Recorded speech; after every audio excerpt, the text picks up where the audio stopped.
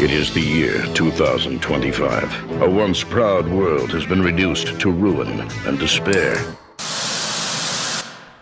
I gave people all the stuff they really needed. Social Security checks, utility bills, TV guide. I want a TV guidance counselor. TV guidance counselor. Staying up to watch all night, and everything's gonna be alright with my TV guidance counselor. Hello everybody, welcome. We made it through October. It is Halloween week. I hope that you get some respite from the horrors of the world this week by doing something fun, indulging in some sweet treats, some spooky stuff, and just getting under a blanket, having some pizza and some fun movies. That's what I hope you're doing this week. We have a fun Halloween episode this week. My guest is producer, director David Weiner. David has made a bunch of documentaries that I've talked about on this show before under the In Search of a Darkness banner. He also did one called In Search of Tomorrow that was about sci-fi. But they go by decades, so there's been, I think there's 3 In Search of Darkness movies about 80s horror, and there are 2 about 90s horror, the second of which is out now. You can go to 90shorror.com, and you can order it, and I recommend that you do. They're very fun, and actually what I was alluding to earlier with just kind of a comforting, spooky thing, they're great to just kind of throw on and just kind of chill out and watch horror movies. It's sort of a virtual trip to the video store from our youth, everybody. Also, bit of business. Just want to mention, I want to apologize. My Libsyn RSS feed was putting shows that are not mine in the feed as part of this thing called Podroll, which was a way to advertise other shows, and I don't know. I made $4 from it, guys. So I told them to cut it out, and then it didn't go away. So I had to go into the Apple. I had to do a bunch of stuff, but it shouldn't be showing up anymore. I noticed a little bit of dip in subscribers, so I'm wondering if it annoyed people to the point where they unsubscribed, which hopefully you didn't, because I need you here. But I'm assured it's gone. So if that was an issue, it is gone. And if anything weird on the RSS ever shows up, just let me know. I will fix it as soon as possible. And you can let me know that at tvguidancecounselor@gmail.com or ken@icanread.com or kenreadtv@gmail.com. Or you can go on to Patreon, patreon.com, and give as little as $1 a month and talk to me there, talk to other listeners of the show. Or you could give $5 or more a month, and you right now on your computer would have a PDF of this issue of TV Guide from Halloween 1981, so you can follow along as I talk to David. Super fun issue. There's a lot of cool stuff in here. So that's for $5 and up a month at patreon.com/TV Guidance Counselor. Anyway, on to the business. Happy Halloween, everybody. Let me know what you're watching. Let me know how you're doing. And sit back, relax, and enjoy this week's episode of a Halloween edition of TV Guidance Counselor with my guest, David Weiner. TV is my friend, and it has been always there for me in time of need. Live via satellite from Los Angeles, David, how are you, sir? Hey, it's me. It's David Weiner. I'm the director of In Search of Darkness, the documentaries. I'm doing well. I like to put a little plug in the beginning, and then we get to talk about TV, my favorite thing, because I was a TV kid growing up to the point where my mom said, "Get away, your eyes are going to melt. All right, you got to limit to 4 hours a day." Are you an only child? Do you have siblings? I have an older sister, 3 years older than me. We used to watch Saturday morning cartoons together, and that would probably be the only time we got along. I was going to say, usually it's there's all these skill sets that children of our age group developed, which was like having to advocate for something you liked to get other people to watch it because you only had one TV was a good skill set people don't always have, or being exposed to stuff you wouldn't have picked yourself because an older sibling picked it, and then you ended up actually liking it. My sister and I, we love each other very much, but back then it was quite adversarial, and on top of that, if I wanted something from her and she had no choice but to do it for me, I'd usually make her play Star Trek. So Star Trek was your go-to. If I could have anything, I'd pick in Star Trek. At the time, prior to Star Wars, absolutely. And I'd say, all right, I'll be Kirk, you be Spock. We're going to beam down to a planet. We'd beam down to the planet, and she'd say, oh, Klingon got me, like immediately as soon as we got there. And I'd be like, oh. And then I'd be like, all right, how do I get myself out of this? And I'd say, all right, you know what? Vulcans don't die. They suffer. Your sister started exclusively wearing red shirts for the next 4 years just to preemptively get you. This is a true story, believe it or not. Yeah. So you picked an issue here from 1981. So this is Halloween week 1981. And to sort of frame this in conjunction with the documentaries that you made, which I love, I sort of look at this era in sort of three distinct phases. So this one is kind of on the cusp of what I would call phase 2. So the sort of post 50s, 60s monster kid phase. So we're talking 70s up until like predominant VHS age is sort of here, where we kind of had to watch these movies on TV. It was the only place we could see them. Some people had cable-ish, and you could see more stuff like Z Channel and that sort of stuff. Then phase 2 is kind of what's covered in the 80s In Search of Darkness documentaries, which is that sort of video boom, that huge VHS boom. Indeed. And then the 90s, it pretty much started to peter out, and DVD kind of oddly killed it, and then streaming. So it was like, that's sort of the third phase. So this is like deep in the heart of the transition into this video age. So 81, some people had VCRs, a lot of people didn't. I presume you probably didn't. In 81, I did not have a VCR. In 81, I only had friends who had cable. The neighbors across the street had cable, and two of my good friends had cable, and so actually 3. So I would very selectively look at the TV guide, see what was playing, and then I would plot a sleepover, for your eyes only I want to see James Bond. I'd call them like right before it starts, like, hey, what are you guys doing? You hanging out? Knowing full well they'd be home, and I'd hear like, da-na-da-da-da. I'm like, hey, are you watching James Bond? Like, oh yeah, we are. Do you mind if I come over? Okay, David. And I'd race like a maniac. So those are good times because it was the only time pre having a VHS or VCR, on VHS, that I had any control over what quote unquote instant gratification watching. And that was new. Like even cable at that point, like being able to watch movies that were within the last 5 years and uncut it sounds ridiculous. And I'm sure you've had this conversation with people younger than us about how silly it seems to say that was crazy, but it was insane. Like you couldn't even imagine that. It was something that was a dream come true because we lived in a world up until cable really and VHS where if you missed something in the movie theaters, that went to Nowheresville. You would have to wait for a very long time for it to show up on TV. If it did show up on TV, it was cut to ribbons, and you had no idea when it was going to be until you saw it in the TV guide, and you got really excited, like I did, about Halloween in 1981, which is a key reason why we picked this particular TV guide. But we lived in a world where you were desperate to see it in the movie theater because unless it was like a revival where they'd bring back Fantasia or Bambi or Snow White, or Star Wars would play for a year in theaters, which sounds like an exaggeration, but it was true. If you missed it, then you'd have to wait. You'd wait for it to be on television. So the fact that it would be on cable and you'd have these movies and you'd have late night TV where you could watch horror and Skinamax and all sorts of questionable things when you were a young lad or lass growing up and you're very interested. These were wonderful times for us because it seems quaint now, but this was our first sort of grab at the brass ring, so to speak. The other thing for those of us that were movie freaks as kids, sorry to lump you in with me on that one. Oh, I was a freak. I was a movie lover, yes. Movie lover. TV Guide was the only place where you could get information about movies. Like the movie guide in the back of TV Guide that had runtimes and years and directors.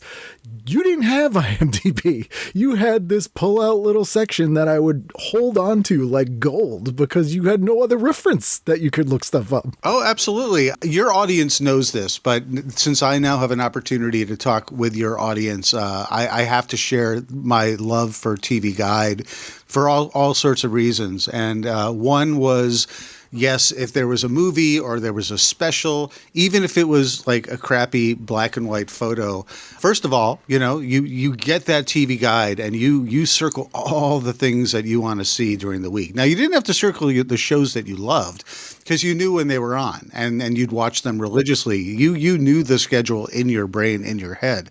But if there was a movie, like I saw a lot of amazing horror that I know I shouldn't have seen. I missed it in the theater, but I saw The Exorcist on TV. I saw The Omen on TV. I saw the Amnityville Horror on TV. I saw Halloween, which was a big deal, and we'll get to the real details later.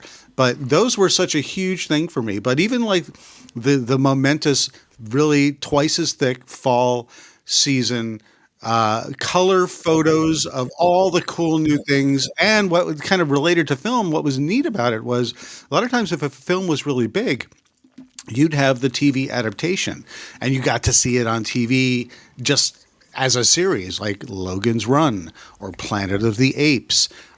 Things like that were very, very exciting for a kid who really had no autonomy whatsoever. And you'd beg your parents to take you to the movies. But for the 70s, as a 70s kid, you just sort of took things as they came. So, these days, these things are coming because you read about them. You read they're in production. Everything is so much more integrated with what's coming down the pike. Back then, you just got it in the mail or you bought it at the supermarket. You opened it up and you'd be like, oh, your jaw would drop. Jaw would drop for this kind of stuff. So that's a happy memory. Even reading something like Famous Monsters, which you've did some work for, that wasn't always the movies covered in that were either out ages ago or you had no idea where you could possibly hunt them down. It wasn't like that was like, this is coming out this day, or like that movie sounds cool. I wonder if I'll ever be able to see that. Although in relation to that, yeah, you had no control over it, but I lived a very, very, very happy life of sort of three things, many things, but one is growing up in New York, we had a thing called the 4:30 movie, and it was on Channel 7, and the 4:30 movie would play movies, and they were chopped up into a 90-minute segment. So no matter how long the movie was, you really got maybe 65 to 70 minutes of that movie. But if you hadn't seen it before, that's all you knew. And they would have themed weeks. I'm sure guests of yours have come on and extolled the virtues of this. And so my film school was watching the 4:30 movie, Planet of the Apes week, or Edgar Allan Poe week with lots of Vincent Price movies, or you name the theme, Monster Week with all sorts of Godzilla movies. Or just every kaiju. I mean, that's where I would see Yungari, Monster from the Deep, or Gorgo. Yes, exactly. Plenty. Got my lion's share of Gamera movies, and then of course WOR TV Channel 9 in my area as well.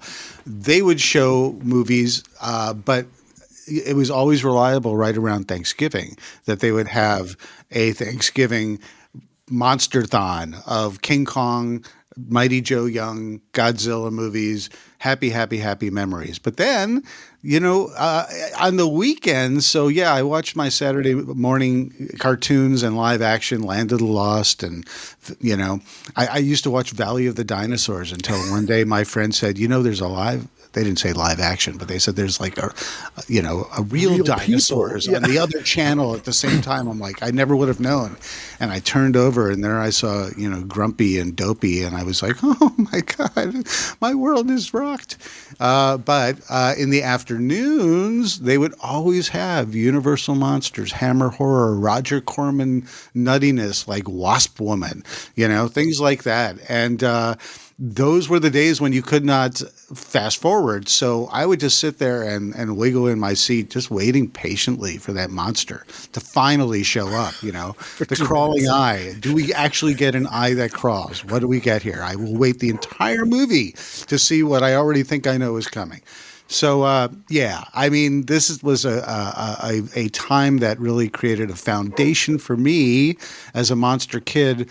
And then, of course, I read Famous Monsters. And then, my adult life has been tracing and chasing my happy childhood of watching television and finding half of these things on TV Guide. Same with me. And so many threads there. I'll only mention briefly so we can dig into the guide here, but I can always tell people who grew up in the New York area because they always associate King Kong with Thanksgiving, which if I said King Kong, what holiday? They're like Thanksgiving. I'm like, you grew up in New York. I knew it. There was also the $1 Million movie, which would show the same movie every day for a week. So if you missed it, you could watch it then. And WPIX became a huge thing later with horror movies. Really in the 80s, they sort of blossomed into the sort of horror movie channel. We would get that in Boston as well. Also, I'm fascinated with TV adaptations of movies. And 2 quick side notes. I still contend that the Fast Times TV series is better than the movie. And I like the movie. Yeah. Very good. Very good. I was going to ask you, have you ever seen the Omen series that they did the pilot for? Oh, but that was way, way, way later. Yeah, I'm like 91. Yes, I did watch that. I'm like, for a moment, I was like, did I miss something in the 80s? Yeah, I did. I remember watching that. And I even watched, wasn't there Omen 4, the beginning or something like that? Yep. That's when we were getting Psycho for the prequel and all those sorts of things. Also, there's one more thing since we're, this is my opportunity to throw praise. There was a thing called Chiller Theater that came on, and it was classic late night movies, and it was, horror movies, and so they'd often do it back to back. I grew up in a time, sadly, right after all the horror hosts started to disappear, at least in the New York area. So Zachary, who was like a big guy and stuff like that just didn't exist. I mean, I knew about them from Famous Monsters, but that was the closest I got to sort of the late night horror show of the schlocky horror movies, which I still loved. But for anyone listening, all you should do at the very least is go on YouTube and type in Chiller Theater hand opening. And boy, I mean, I could hear the music. I could see that 6-finger hand in the swamp coming out, going chiller, and it would reach and it would create the title with its own fingers, and it was stop motion animation. And these are the little things that build a happy childhood off of a single memory of repetition, and that's very much something that defines me. Yeah. Oh, same. I have no identity of my own. It's all based on what I watched on TV. No, I'm like all secondhand TV memories in a trench coat. Like if you pulled it off, it would just collapse into like a pile of Legos. And then before we get to listings here, I did speak because I was talking about VHS. It was funny to see an ad for the RCA Selectadisc video disc system in here. The first ad in here is for Selectadisc, which for people that don't know was a vinyl analog disc that played movies. They cost around $500. They actually used the stylus, and the movie would degrade every time you watched it. You find them in thrift stores every now and then, but it's the first time I've seen an ad for that in a TV guide.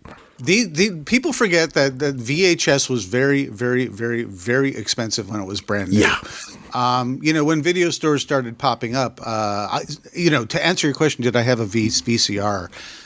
It wasn't until I was probably around 14 years old that my parents, I love my parents very much. Like I said, I love my sister very much, but, we all have our particulars, and they just never got cable, and they never got a VCR. So I was the one who bought the VCR. And then, of course, now they're conveniently like, oh, yeah, we could watch this. And I'm like, yeah, because I bought it. It's me. I brought this into the house. Yeah.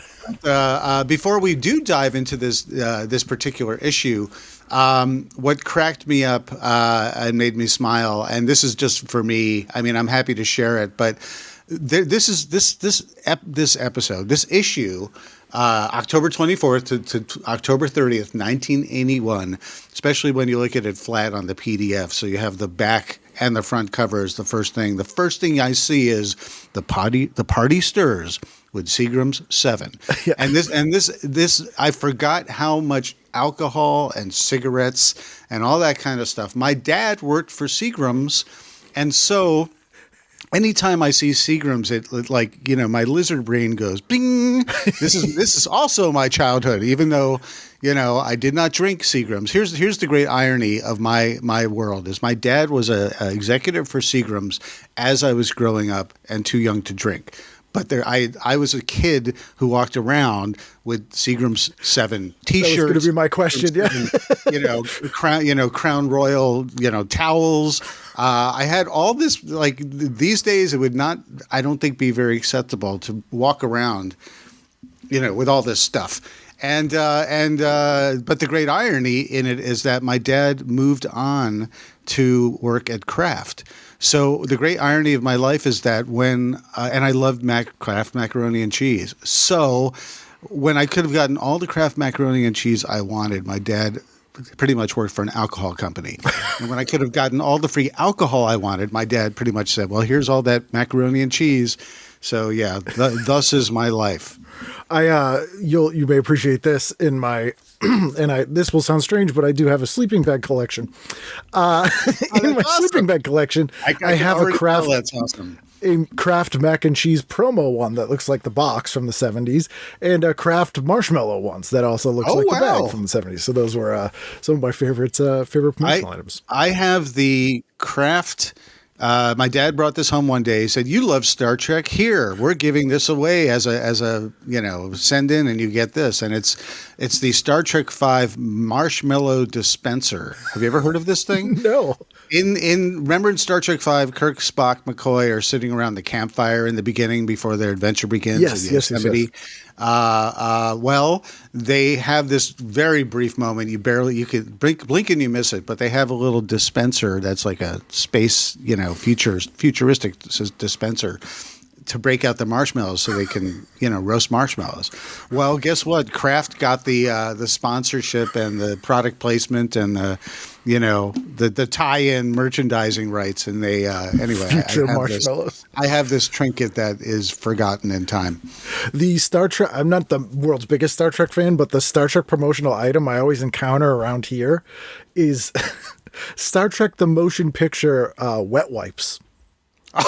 They had these. I have no idea why they did this, but I'm using one right now. Right now, yes. For the original movie, they made like moist towelette sanitizing hand wipes, and I find at flea markets and stuff around here, I find boxes of them. Well, I don't know why I haven't seen those. I don't know. I guess I would have used all mine up after thinking about Ilea, I suppose. Yes.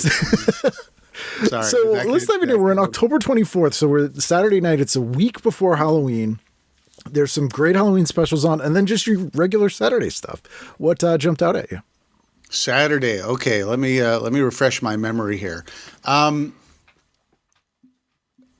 Saturday usually was being held captive at home. Saturday for me really was watching Love Boat and Fantasy Island. Sadly.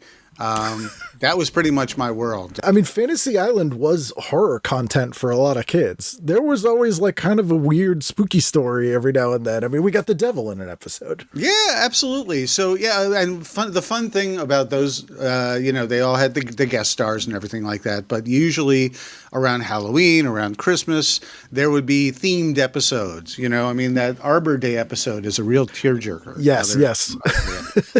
I thought that Art Carney was great in that, though, as the lumberjack. Exactly. and hey, mind you, I still stand by the Star Wars Holiday Special. Because back then we lived in Varietyville, everything was a variety show. They did a Star Wars variety show. Listen, I watched the Donnie and Marie Star Wars, spectacular that they did, and any taste of Star Wars outside of seeing Star Wars and having Star Wars cards and the story of Star Wars on your vinyl record player was something, so that was important. So it's all right if Art Carney was there. It's funny about that Star Wars special is that part of the reason people think it's so weird is because they've never seen 70s variety shows. To your point, like without the context, it wasn't that strange for the time. Like if Shana Na's on before it with a weird show and, the Bay City Rollers or whatever, like it totally doesn't seem weird. But when you pluck that out of 1978, the context isn't there. It's absolutely bonkers, and I understand why people do not understand it. But I mean, ad nauseum, people have talked about it. But I mean, we were hungry. This was a time when Star Wars wasn't everywhere. Star Wars was actually very limited, and it was also kind of the Wild West of Star Wars because Empire Strikes Back and the whole series was not materialized yet. So Marvel Comics could go in any different direction, and they could have a green mercenary rabbit, and you're like, yeah, it sounds good to me. Not Bucky O'Hare, but sort of is. Well, I'm looking at other things on Saturday. So Saturday, I'm looking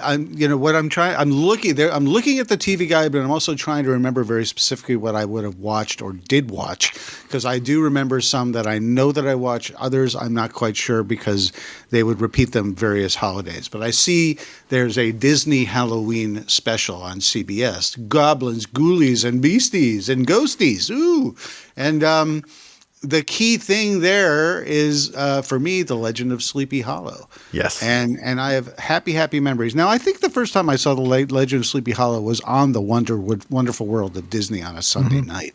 Thus, my mild confusion as to whether I saw this or not. But I have absolute happy memories watching The Legend of Sleepy Hollow and being absolutely frightened of the Headless Horseman. He's done with no humor in that, which is amazing. Like, it's great. Like, there's humor in that piece, but the Horseman is treated very seriously. Well, here's the thing. If Ichabod Crane's horse is petrified, then I should be petrified too. That's pretty true. much how You're I scared see it. a horse. Yeah, this was Disney would sort of reinvent this exact special every couple of years. They'd film like new wraparound segments. My least favorite / favorite one is one where Jonathan Winters hosts as a sentient pumpkin, which is very strange. It's around the early 80s. But yeah, this one is more straightforward.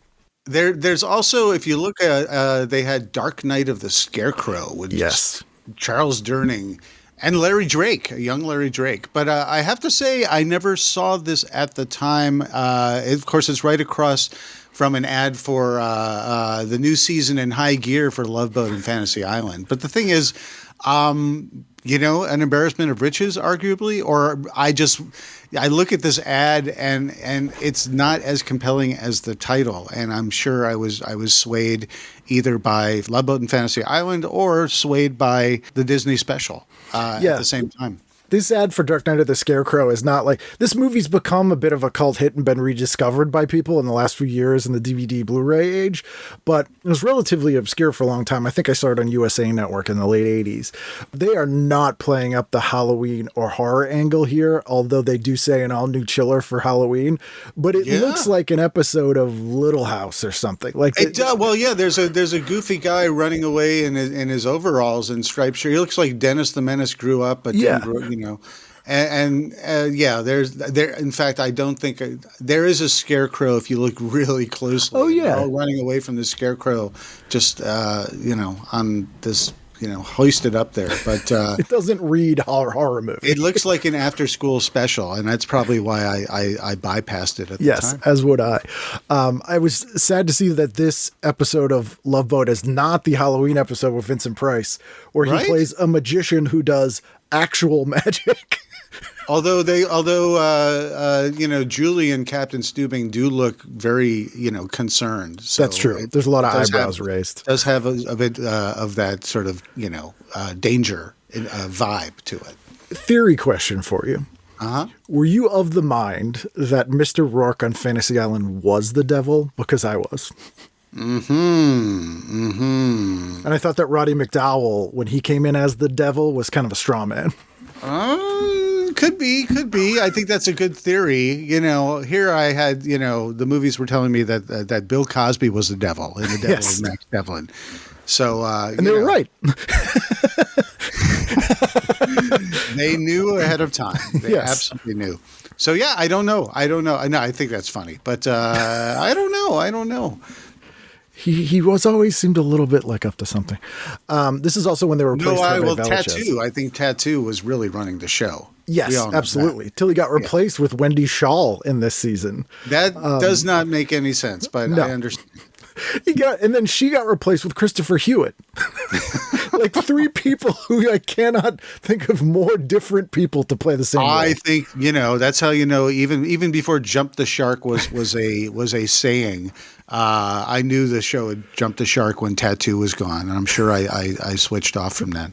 I actually just to clarify, I watch TV all the time until fall '82 when I cut off cold turkey because I went to boarding school.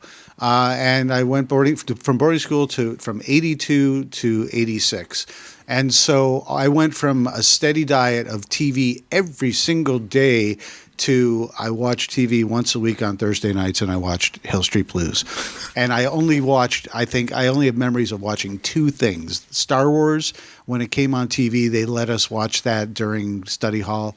And the last MASH, we all got to have the night off to watch that. So I remember, this is obviously tangential, as our entire conversation is tangential. Oh yeah, I'm all about the tangents. Yeah. But I remember out of all the new fall '82 shows, I was so excited for Knight Rider, and that was the only one where I was just like, oh man, I'm gonna miss Knight Rider.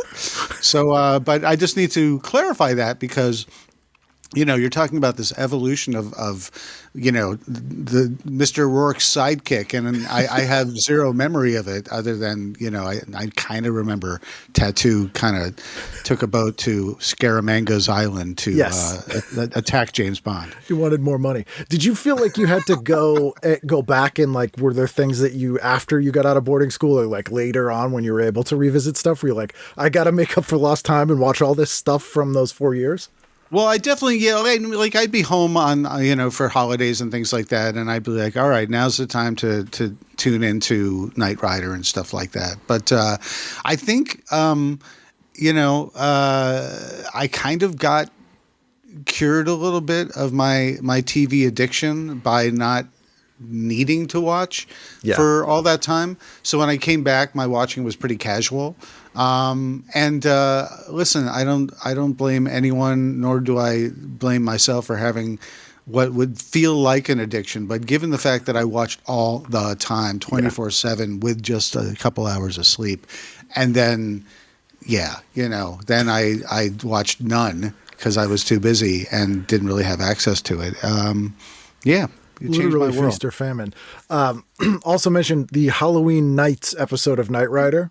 Lends to my theory that Knight Rider takes place in the Halloween 3 cinematic universe because the Don Post Halloween 3 masks are featured prominently in that episode, including the pumpkin only made for that movie, mostly because they were probably sitting in a warehouse at Universal. But still, it's funny to see them in this 1985 episode of Knight Rider.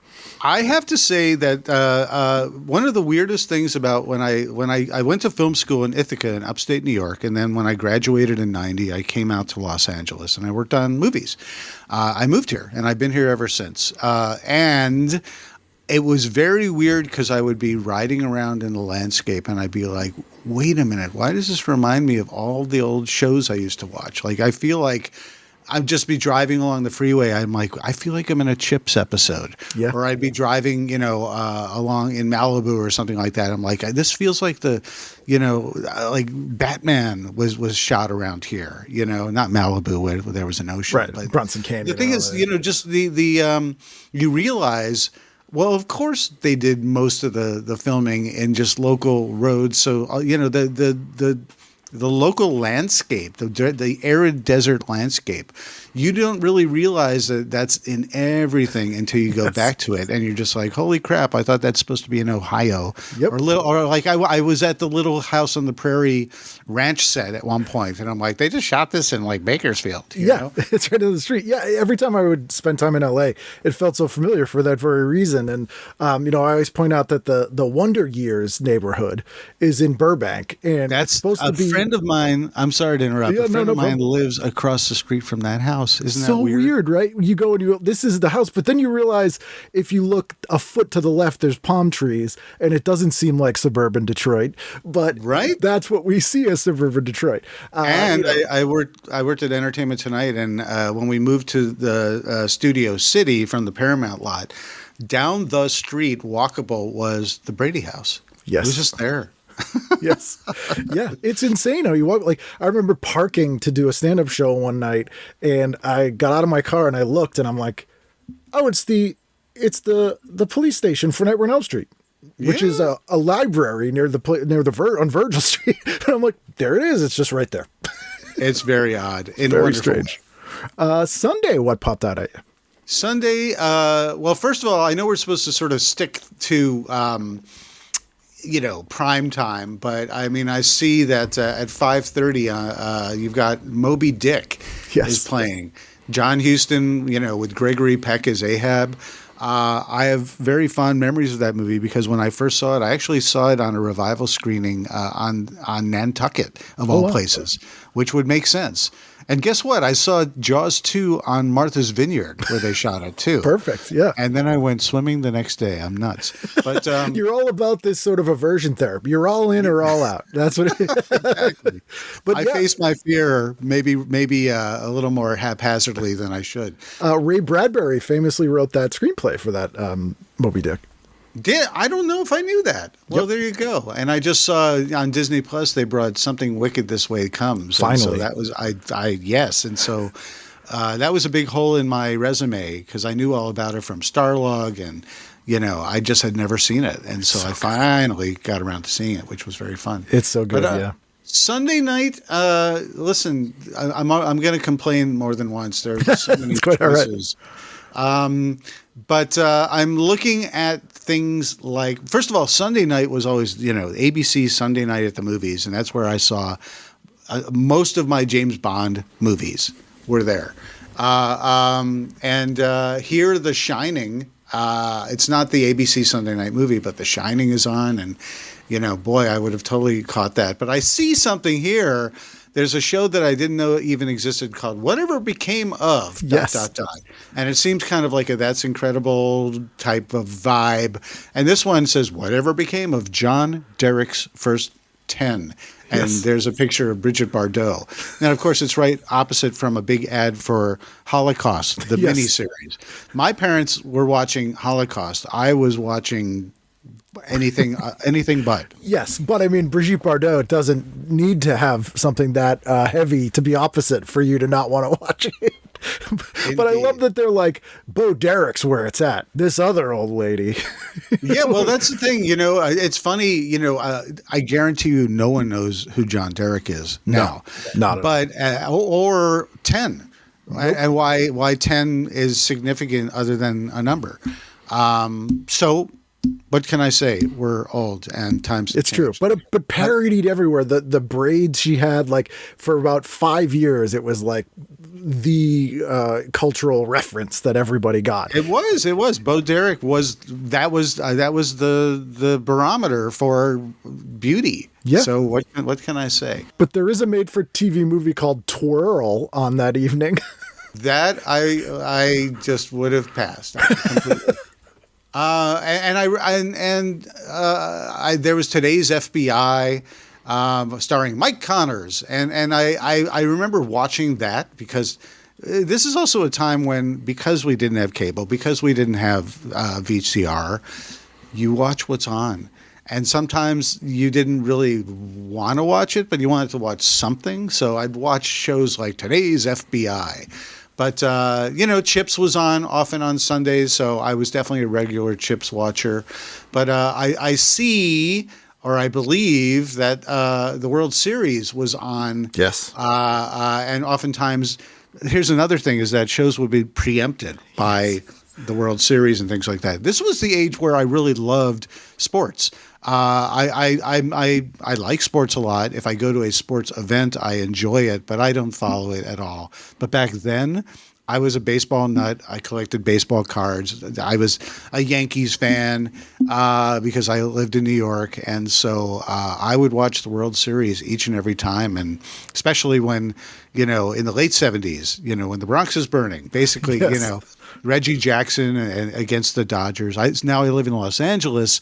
So when the Yankees go up against the Dodgers, I don't know what to do, Yeah, I mean, as someone who grew up in Boston not liking sports, which I always joke is like the worst possible thing you can be for Bostonian people, October was always really difficult for me because it was the time when the most amount of spooky Halloween content was on, but it also meant anything could be preempted by the World Series at any time.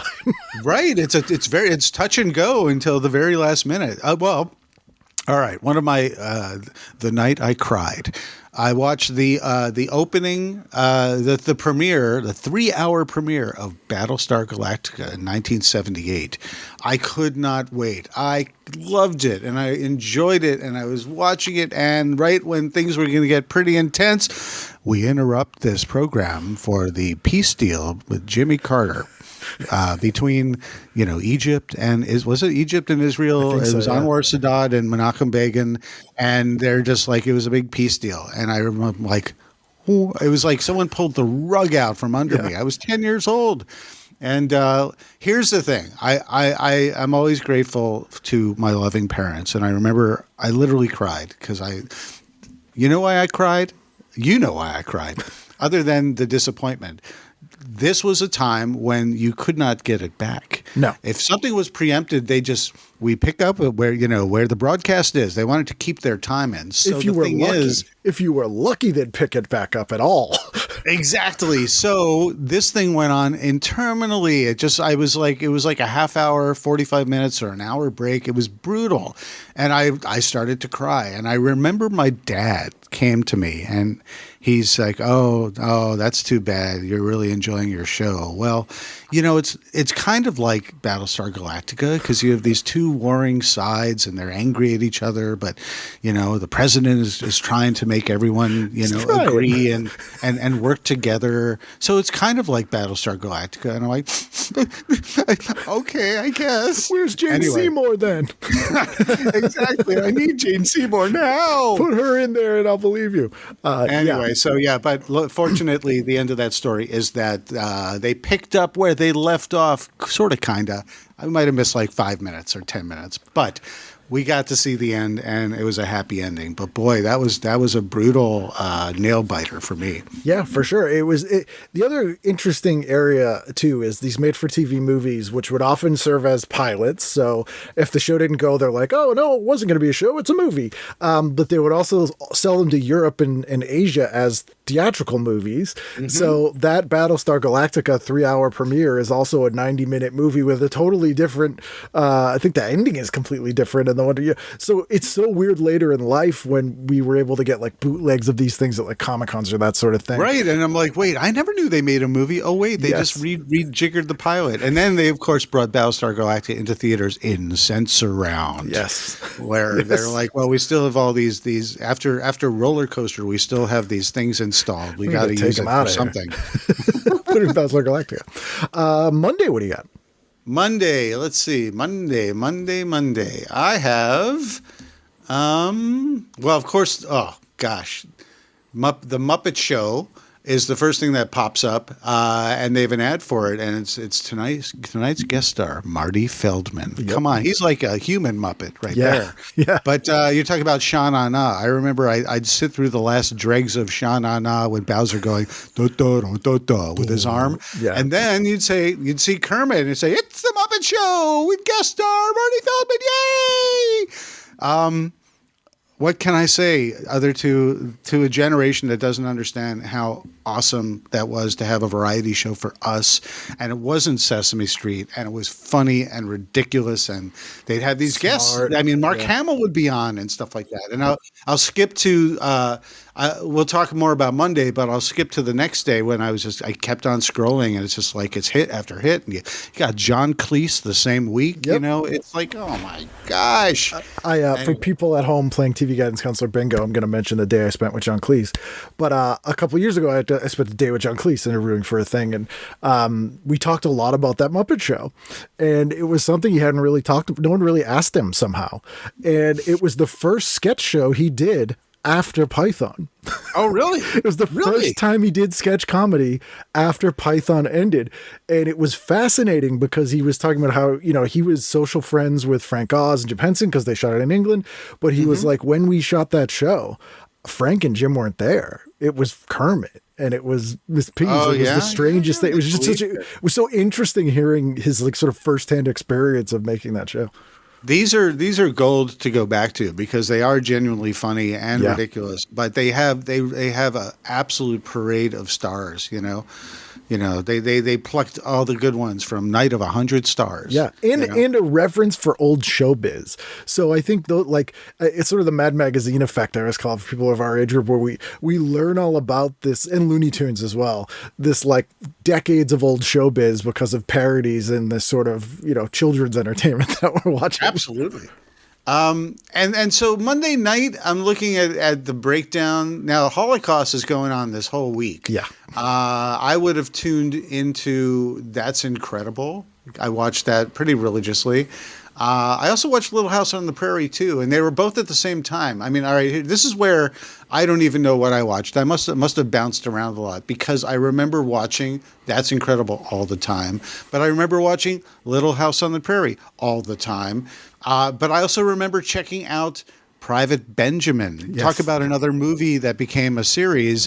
Now, Goldie Hawn wasn't in it, but they had Eileen Brennan and the other gent who played the sergeant. I don't remember his name. Yes, it's a Hal Williams, I think. Hal Williams, yep. And so that was to me something I would definitely check out because I'd be like, oh, wow, it's got some of the actors, but not all of them. And I have to pretend I think that began the beginning of my disappointment / semi-acceptance / curiosity factor that these TV shows of the movies would not be all like Planet of the Apes, where you had Roddy McDowall, pulling double duty, and he was doing it. So I remember seeing whether it was I think the first time I was disappointed might have been this Private Benjamin thing, or maybe Breaking Away. They did a Breaking Away TV the Animal House show one, where starring Sean Cassidy as the lead instead of Dennis Christopher, and I'm like, what? Yes.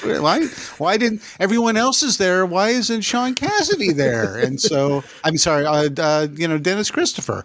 So he's making Fade to Black. He's busy. Right. And I got to meet him down the road when I was with Famous Monsters, and so that was super cool that I could fawn all over him for both Fade to Black and for Breaking Away, one of my all-time favorite movies. Yeah, but so that's pretty much Monday in a nutshell for me. What you're going to get between now and the end of this conversation is the conflict of all these great shows that I watched at various times. In my selective memory, I watched it weekly, but I realize now when I see them up against each other, I'm a bit confused because I think it's just a different market. It's not the New York market. Maybe if I was watching this with a New York local TV guide, I'd be a little more aligned with what I really was watching. But not on network stuff. They would be the same. That's the problem. Like it would be the primetime stuff would be the same. But then there's all the repeats and the different syndicated stations and things like that. It gets very convoluted and all I could say, and this isn't a bad thing, it's just, in terms of trying to perfect my memory, which is only rose tinted glasses. Of course. But I, in a world of reruns, I remember watching a lot of things on reruns, of course, but watching a lot of things, in first run. Like I remember watching Brady Bunch at the tail end of that series, first run, on I think Friday nights or something like that. And so I thought it was very weird that during the day I'd watch them where they all looked a lot younger and had different hairstyles. Then on Friday night I'd watch them and they looked like they were all going through puberty. How is this true at the same time? This is a very strange time travel thing. Tuesday, there's some more Halloween specials on. One is terrible and one is kind of fascinating for a variety of reasons. I don't know if you picked either one. Well, before we do that, can I mean, listen, I want to touch on everything, and we don't have time. But I'm going right by the Columbia Records and Tapes thing, and I wanted that so bad because, come on, all this stuff for 6 records or tapes for 1 cent. And when you're young, you want to believe that's true, but then you have that one kid who said, oh, I just changed my address and got it, or But I used to look at these ads. I mean, I'm looking at this. It looks like they're all 8-track tapes. Yes, that really is wonderfully frightening. But on top of that, I used to circle all the things of what I had and what I wanted, and do I dare try this, and then get my parents mad at me because I'm going to have to pay $100 for this instead of 1 cent. So I knew something was up. I knew something was tricky, but I couldn't quite figure it out. So I was never one of those people who actually did it. I did it. So many people that have been on the show, we've all admitted to mail fraud as children. Many of us, our first time we had aliases was doing these things. In the 80s, they had actually at a video club for VHS tapes. There was 10 tapes for a penny, and they had stamps of the titles. So that's how you would pick. You'd pull them out and you'd stick them on. I remember that. It was interactive. As a kid, I would covet those, and then what I would do is I would make mock-ups of video stores with all the little stamps. So I'd put them in the sections, and it was that was hours of fun. I totally remember licking those stamps and doing something with the intention of sending it in, and then it just became I drew around it, and I drew Godzilla stomping on it or something. Yeah, of course. But you're like, wow, cool, little teeny mini VHS tapes. I can use this in my sticker book.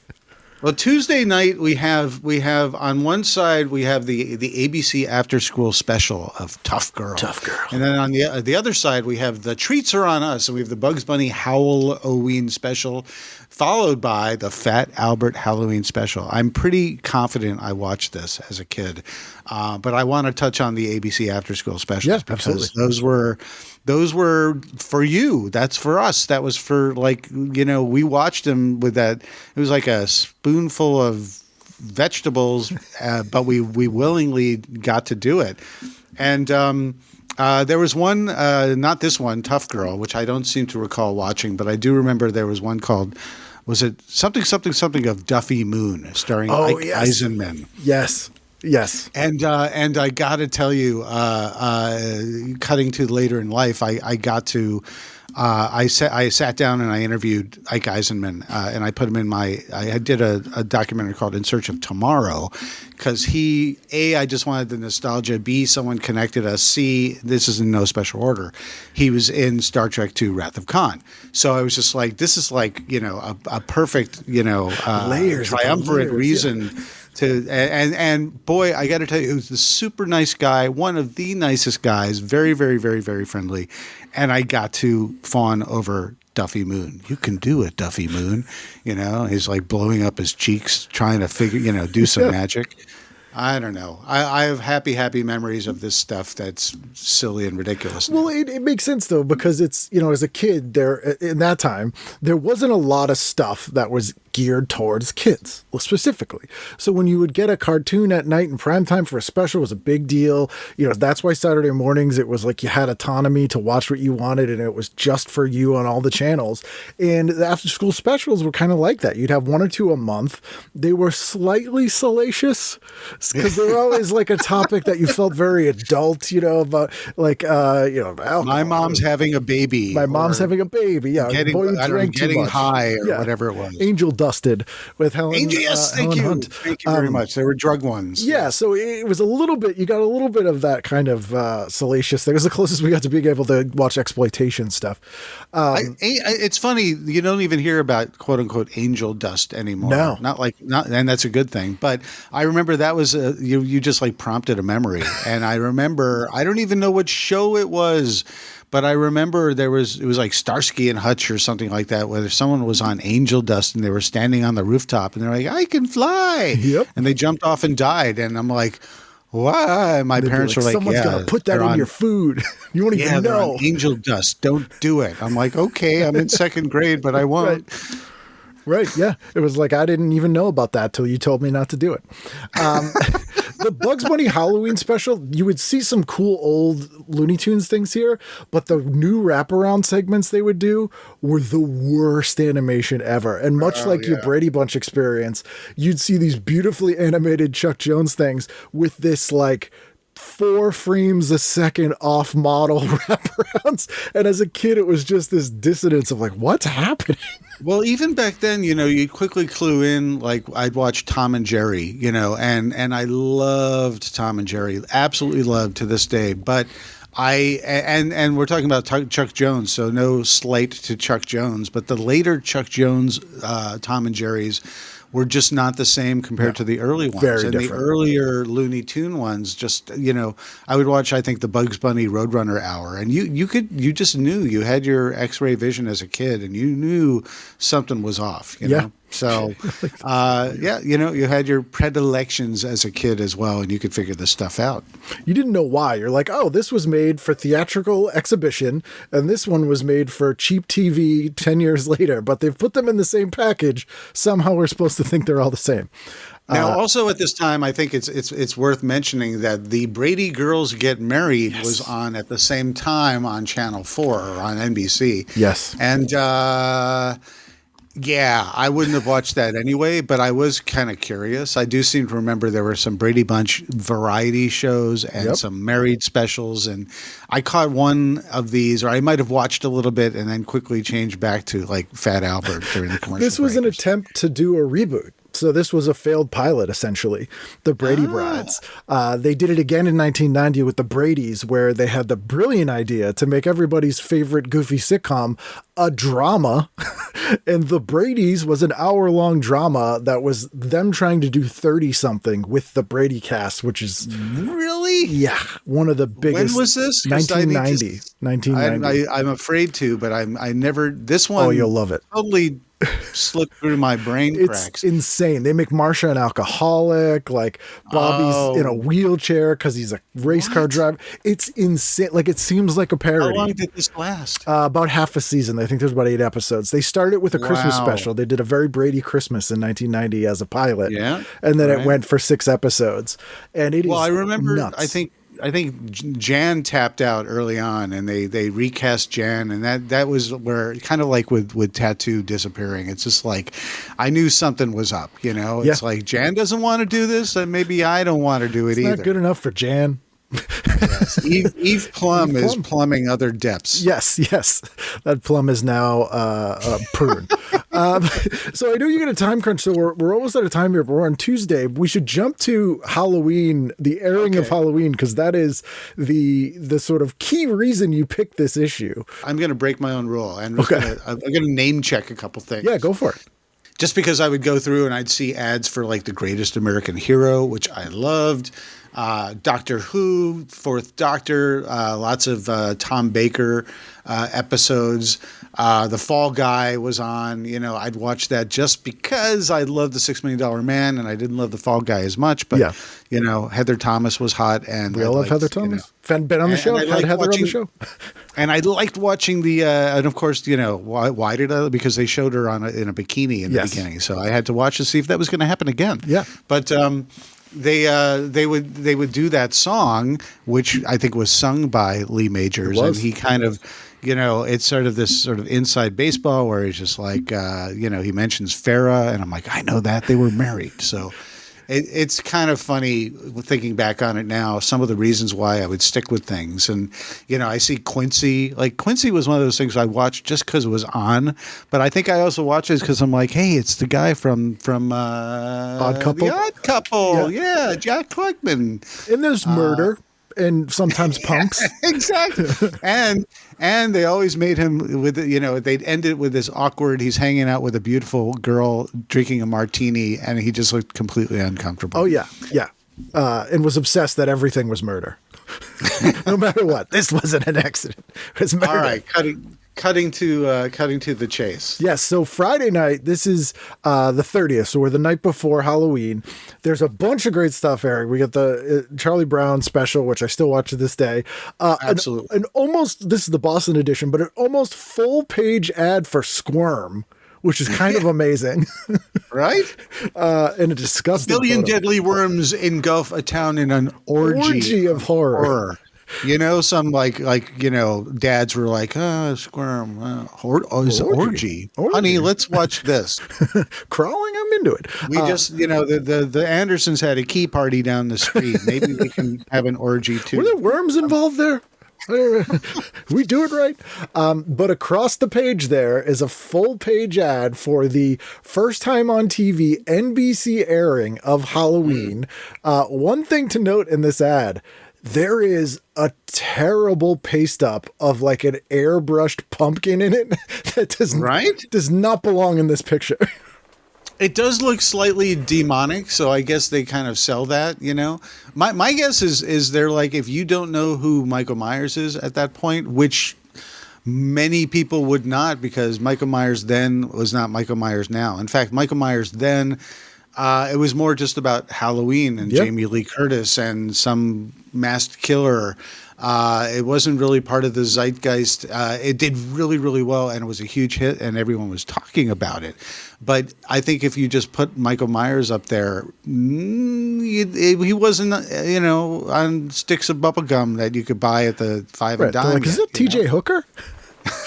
Exactly. So yeah, you got to throw in a pumpkin just to say, well, something demonic is going in here, and it's not the eyes from the Amnityville house. So absolutely, actually, here it says, while all the children are tricking and treating, a psycho is on the loose. They're already planting psycho for people who don't know what this is. That there's a killer, who knows. And they connect. If you think about it, they're connecting a generation with Jamie Lee Curtis, the daughter of Janet Leigh in Psycho. I never really thought about that before, but I'll bet there's some creative writing here. Then they're factually incorrect with the next statement, which annoyed me as a film buff. You're right. The man who terrified you with Prom Night and the Fog. Unless they're talking about Jamie Lee Curtis, and then they're factually incorrect for a different reason. There you go. Raise your hand in the audience if you know what's wrong with that sentence. Yes, that's correct. John Carpenter did not direct Prom Night, but Jamie Lee Curtis was in Prom Night. So the person who wrote this, they're like, all right, I got to get home to the wife and kids. All right, what are the key bullet points that I got to put in here? Well, they were like, if I have to confirm this, I'll have to get the microfiche out. So I'm just going to let it go. Yes, exactly. Parental discretion is advised. So I have to say that.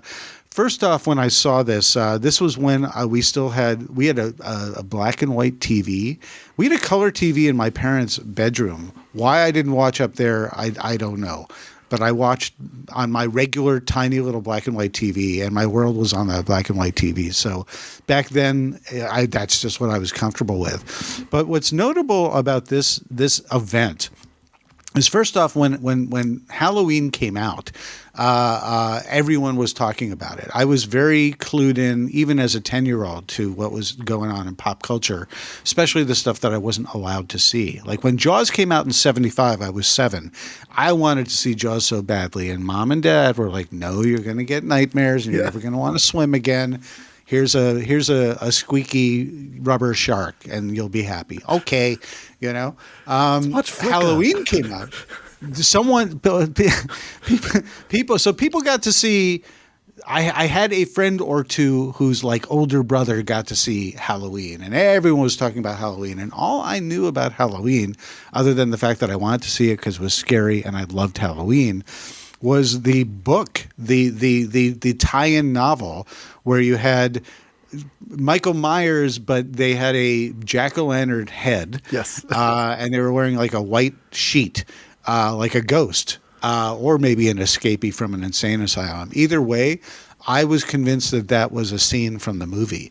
So when, cut to the chase, when I saw Halloween, I loved it. It scared the crap out of me. I'll go into detail on that. But I got to say, where was that scene where Michael's walking around with a jack-o'-lantern on his head? Movie Novelizations are a whole thing that have come up on the show a lot where, in order to get them out on time, they would write them from a shooting script, so there were always deleted scenes and stuff. I had a friend who wasn't allowed to watch R-rated movies, so he would get the novelization and then pretend he saw them. But he got called out one day because he started describing a scene that wasn't in the movie. And they were like, that's not in the movie. And he's like, damn it. We all pretended. All right, sidebar. Ready for my favorite sidebar?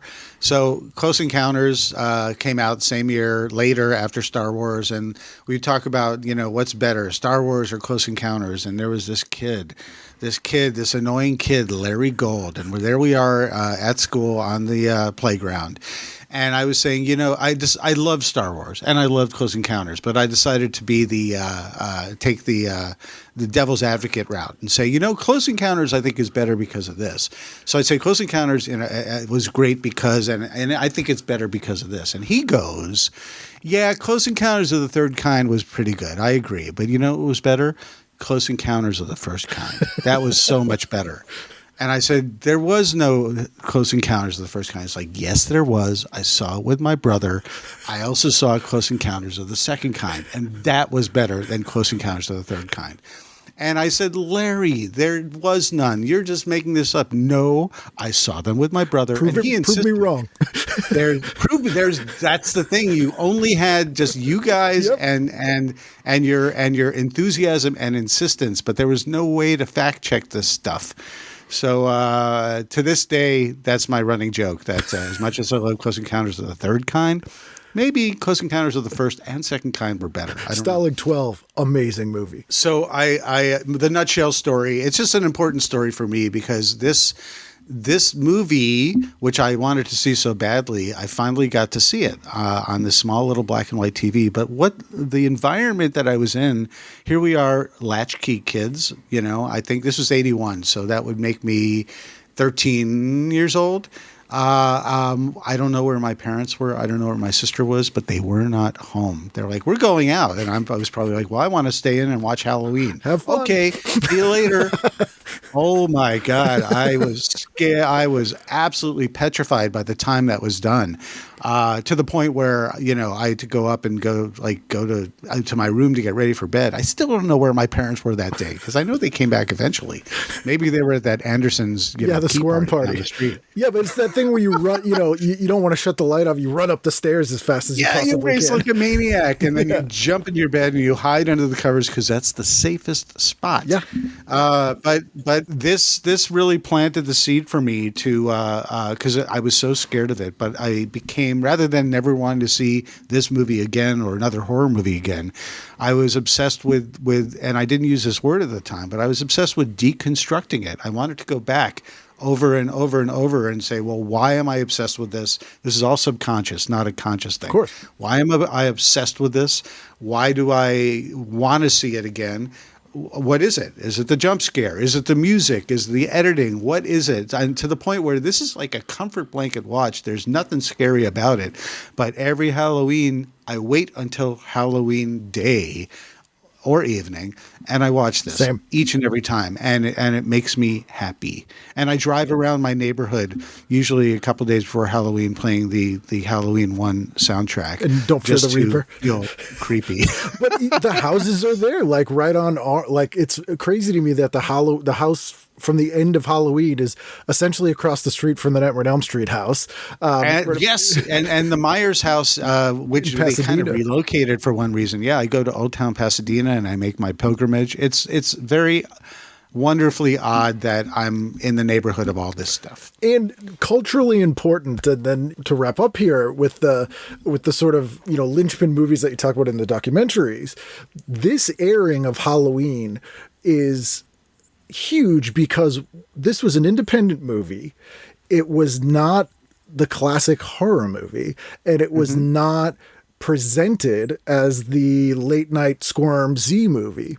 This was a network presentation of this new subgenre of horror, the sort of new horror, and presenting it in a way that this is a real mainstream thing. And that's huge. I seem to remember, and I'm not changing the subject, but I'm changing the movie, and I'm trying to remember what it was, whether it was The Exorcist or whether it was maybe The Godfather. You might know the answer to this, but there was one movie where it was such a big deal that it was getting its network debut. There was profanity in it. Godfather. And they let Was it Godfather? Yep. Yeah, and they let that slide, and I remember like, oh, Then of course we cut to like NYPD Blue where they say shit and Dennis show Franz's butt. ass. They show Dennis Franz's ass, but it's interesting to see the baby steps to the point now where there is no filter at all. But back then, these were pretty major things that for television and for network television, no less. Locally, they showed The Deer Hunter here uncut on a UHF station. Maybe that was it. I don't know what it was. But I think it was The Godfather because that wasn't exploitative. It was art. You had to have that in the movie. It made sense. Yes, it was an Oscar winner. Yes. And side note, I found out when I worked at a local UHF station that all these stations would get 16 millimeter prints of these movies and have their own edits. So they had in-house editors that would cut stuff out. So often, depending on where you grew up, there was totally different stuff cut out of movies. Or added in to make it a 2-night presentation, or there's the infamous Aliens TV cut. Yep. Dune. Dune. Anyway, so many of these things. Star Trek: The Motion Picture. It's very interesting. I if anything, I really enjoy revisiting some of these classic kaiju movies and things like that. Just the stuff that I grew up on watching for the 4:30 movie. And when I see scenes that I thought I had this movie memorized, and then I'd see whole sequences where I'm like, where did this come from? And I'm like, oh yeah, I saw the part where they edited out like 30 minutes. Yeah, so. It's very strange, and you couldn't confirm it. Well, thank you so much for doing this. As I said, I love the documentaries, and the new second half of the 90s is out. What's next? Do you have something else planned? In Search of Darkness is this whole documentary series that I've been doing. Long-form documentaries. I did 3 for the 80s, and now I've done 2 for the 90s. And 90s, I divided it into half. So 90 to 94 was the first one. I just am delivering 95 to 99 now. You go to 90shorrordoc.com. We're an indie company called Creator VC. We crowdfund, make, manufacture, and distribute on Blu-ray ourselves. And so we have between now and Halloween at midnight, if you go to 90shorrordoc.com, you can pre-order it. And why do you pre-order it? I haven't done the end credits yet, because you get to be in the end credits, which is a super cool thing. Then you get a digital copy in December, and then we mail you the physical copy in January, and you should get it in January or February. But what's very cool is that I divide these by year. So it goes year by year. So for the 80s, when I did a whole decade, you do in 80, I curate anywhere between 10, 15 movies where I get the people who are in these. So whether they're the stars or the director or the writer or the composer, I talk about Halloween. I got to finally sit down with my idol, and I got to sit down with John Carpenter. And I've gotten to do that a couple times now. So I did an interview with him for all his stuff for the 80s, and he welcomed me to return for the 90s and his 90s work. Which is not easy to do, by the way. He does not do a lot of those sort of talks about his work. No, and so it's a badge of honor. It really is. So I get to talk to my horror heroes. So now that I'm delivering In Search of Darkness 90s, I am going to go back to the 70s. And I'm going to do In Search of Darkness 70s. And so that'll be something I'll start working on next year. I turn these around in about a year if all goes as hoped and planned. If you follow our socials for Creator VC for all these things, it's actually at 80s Horror Doc, 80s Horror Doc. And we're on Instagram and Facebook and Twitter X and stuff like that. But you can get on our mailing list. You can follow our link tree to get all the other things that I've put out. If you go to 90shorrordoc.com, you can get, if you missed the first 90s one, you can get a 2-pack. If you missed the 80s, you can get the trilogy. Like I said, we're a small company, so we manufacture in batches. So if you miss this, it's going to be a while until we are selling physical copies again. But you could always get the digital copies if you're interested. And lastly, I'll say is if you're curious about these movies, you can check out on Amazon. You could look for In Search of Darkness, and you could also look for on Shudder In Search of Darkness Part 3, which is the 80s, is on there, and look on Tubi in the next couple weeks or months. Surprise, In Search of Darkness and In Search of Tomorrow, which is about 80s sci-fi, will be on there soon. I do not know the date, but that's exciting for me because I want more eyes on these documentaries. Easter egg, my name's in the credits of the 80s ones. I was supporting the movie. And a lot of guests. Thank you for that. You're quite welcome. Thank you Yeah. for making it.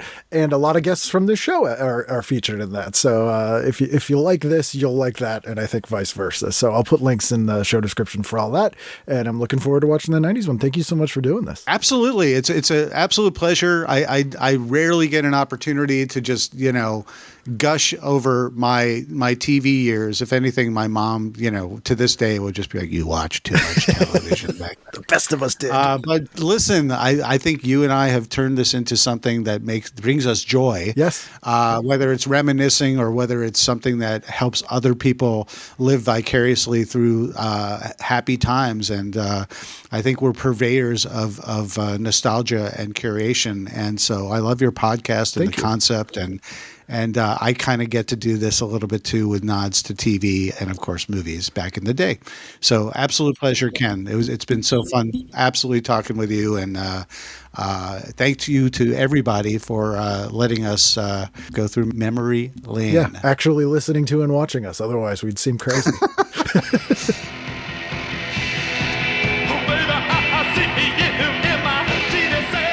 There you go. That's David. Looking forward to the 70s horror doc that he teased there at the end. You go to 90shorrordoc.com or 80shorrordoc.com and watch those. They're also streaming on a lot of the services, but it's always good to support independent producers, and they're very well done. And a ton of people who I'm friends with and or who have been on the show. So if you're a fan of my guests, you would enjoy this. Again, I hope you have a happy Halloween. We have 2 months left in this year. I know it's been a very difficult year for everybody, myself included, but we're getting through it slowly. and I'll be here next week, so I hope you will too, for a brand new edition of TV Guidance Counselor. Squirm. Is orgy. Honey, let's watch this.